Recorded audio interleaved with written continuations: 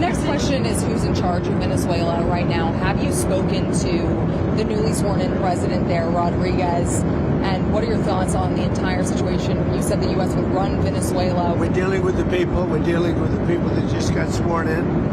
And don't ask me who's in charge, because I'll give you an answer and it'll be very controversial. What does that mean? Yes, we're in charge. Have you spoken with her? We're in charge. Have you spoken with her? No, I haven't, but other people have. Do you want to? Yeah, at the right time I will. Did the U.S. give Delcy Rodriguez any guarantees in exchange for cooperating with your administration? No, but she's cooperating. Are you going to demand free and fair elections in the short term in Venezuela? Well, it depends, what you're talking. We have to do one thing in Venezuela, bring it back. It's a dead country right now. It's a country that, frankly, we would have been, if I had lost the election, we would have been a dead country. We would have been Venezuela on steroids. Venezuela right now is a dead country. We have to bring it back, and we're going to have big investments by the oil companies to bring back the infrastructure. And the oil companies are ready to go. They're going to go in, they're going to rebuild the infrastructure. We built it to start off with many years ago. They took it away. You can't do that. You can't do that with me. They did it with other presidents. How soon do you think an election can take place in Venezuela? How soon can an election take place? Well, I think we're looking more at getting it fixed, getting it ready first, because it's a mess. The country is a mess. It's been horribly run. The oil is just flowing at a very low level, much lower than, even if it was badly run, it should have more income, more oil than what they're doing. So we're going to have the big oil companies go in, and they're going to fix the infrastructure, and they're going to invest money.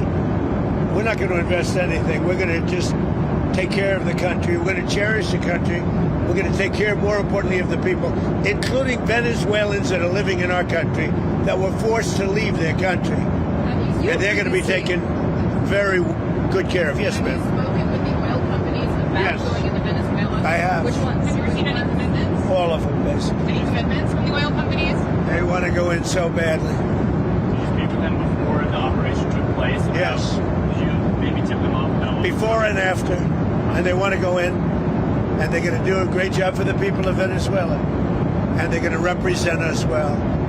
But, the infrastructure is rusty, rotten, most of it unusable. It's old, it's broken. You see pipes laying all over the ground. Nothing's been invested for years. Chevron's in, as you know, they've done a good job, but even they haven't been in a position to invest money because they're on a month-to-month basis. What happens to They're only there because I wanted them to be there. Are there any contingencies in case the military in Venezuela is unhappy with the U.S. and the way it's running Venezuela? Do you guys have plans for that? So Venezuela thus far has been very nice, but it helps to have a force like we have. We were ready for a second wave. We were all set to go, but we don't think we're going to need it. There's about $17 billion worth of oil reserves in Venezuela. More. Is that going to be... You mean trillion? And is that going to be Did you something... say billion or trillion? I said billion. You said 17 billion? It's much more than that. Okay, so what is going to happen to those reserves? Well, we're going to run everything. We're going to run it, fix it. We'll have elections at the right time. But the main thing you have to fix, it's a broken country. There's no money. There's inflation. Like we would have had, if I didn't win this election, we would have been Venezuela on steroids. Lindsay would know that. You might say something on that because we were talking before. We would have had a doubling up of very bad things that cost us a lot of money, like welfare, frankly.